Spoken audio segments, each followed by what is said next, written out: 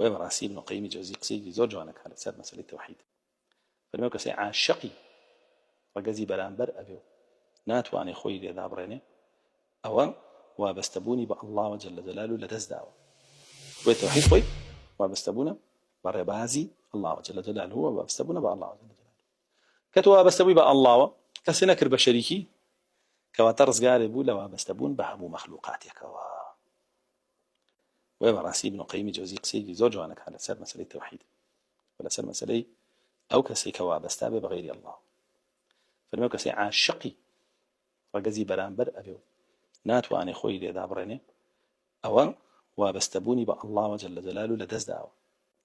شكا فرمي أقر الله جل جلاله قولتين ذات بيلا ضلياو طاو وابستبو بيبو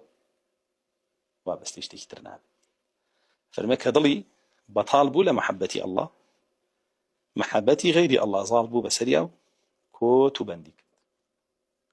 أبو شيء توحيد إنسان رزقارك لو وابستبون بمخلوقاته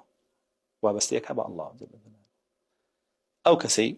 وابستبع بعظيم وشيلي عظمت بدسين بكبير وشيلي كبرياء بدسين